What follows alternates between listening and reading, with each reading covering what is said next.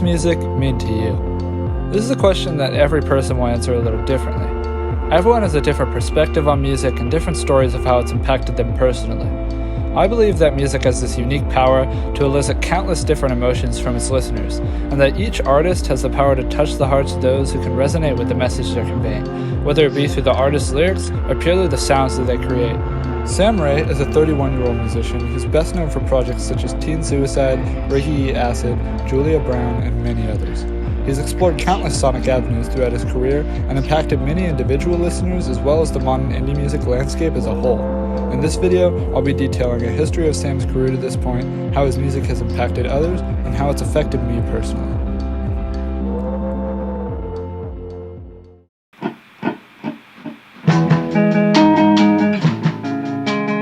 In order to understand Sam's music, we have to first understand his story. Sam Ray was born on April 25, 1991, on the outskirts of Baltimore, Maryland. He grew up with many hardships, having to deal with being bullied, his parents divorcing, being kicked out of school, and being diagnosed with depression when he was in the 4th grade. Sam would cope through a lot of his negative feelings with music, though. Sam started uploading his earliest works to Bandcamp in 2010 under the name Ricky Eat Acid, where he would publish instrumental music ranging from ambient and drone to witch house and hip-hop. During many of these sessions, Sam was distant, heavily using ambient. In an interview with Vice, he recalls, "I would black out back then for long periods of time and wake up with these songs written and recorded on tape players." Around the same time, Sam would start another project, focusing more on drowned-out lo-fi rock tunes. This band was called Teen Suicide, a name Sam chose largely because he knew it would catch people's attention. The name did match with the lyrics and motifs of the music though, as many of the songs dealt with themes of depression, drug abuse, and loneliness. For the next few years, Sam would frequently release different albums under all sorts of aliases, from the main ones I've mentioned already to more obscure projects like Heroin Party, Cute Boy Kissing Booth, Starry Cat, and many others. To put things into perspective, Sam put out over 10 EPs and albums during 2012 alone, including Teen Suicide's first full-length album and my personal favorite of theirs, I Will Be My Own Hell Because There Is a Devil Inside My Body.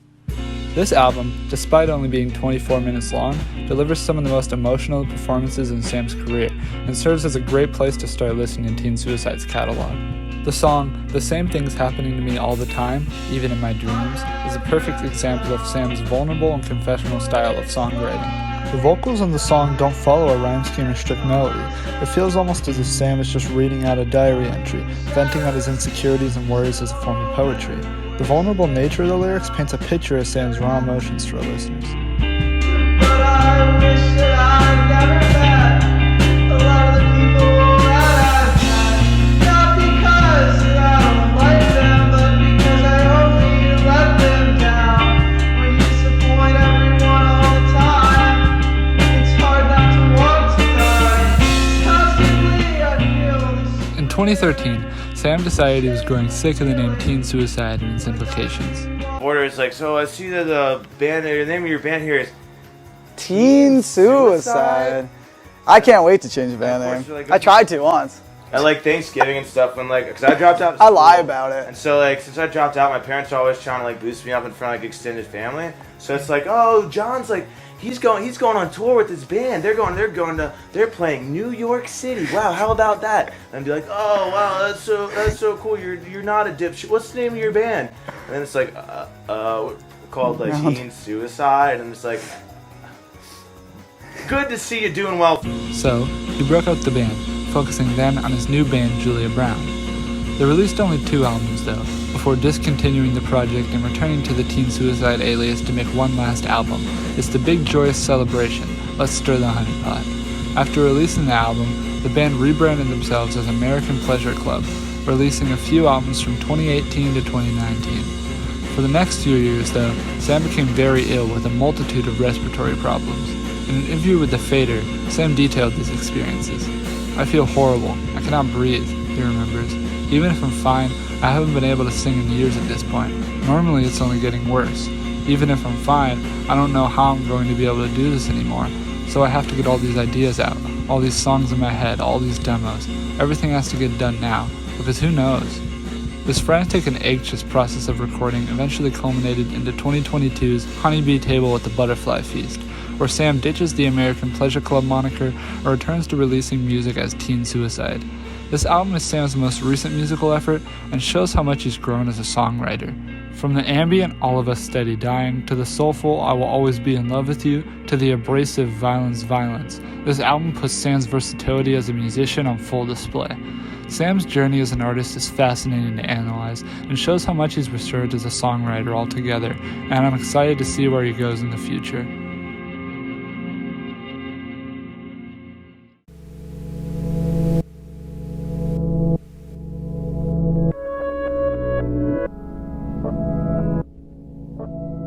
In the modern age, many people have adopted the practice of recording music from their bedrooms, embracing low-fidelity recording quality as it adds a feeling of intimacy and charm to the music.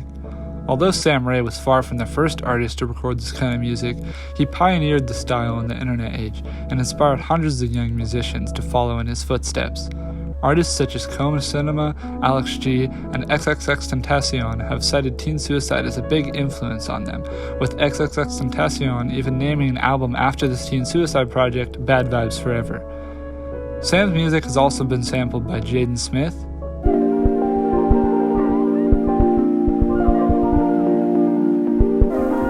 He knew that he had loved and had been loved, but had no chronological. and XXXTentacion.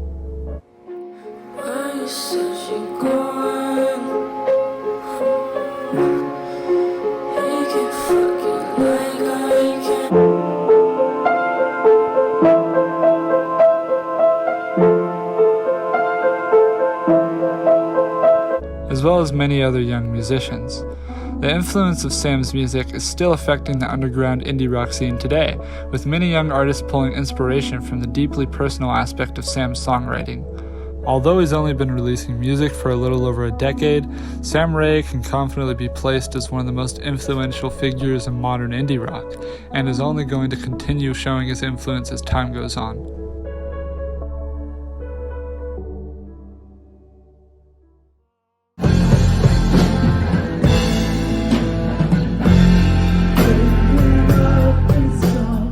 I've listened to Sam's music for only about a year at this point, but despite being a relatively new fan, I'm so grateful for everything the music has done for me. Songs like Give Me Back to the Sky, Swallow, and We Found Two Dead Swans have helped me through a lot of hard times. The lyrics of many of Sam's songs resonate with me in a way that no other artist I've heard has been able to replicate. Earlier this year, on October 19th, I went with a couple of my friends to see Teen Suicide play live. Seeing Sam play his heart out on stage and hearing the songs I fell in love with in a live setting where everyone else also knew the words was an experience that I'll forever cherish. The sounds that Sam creates have been a crucial part to the soundtrack of my life, and I hope that I've been able to show you all how much this music means to me.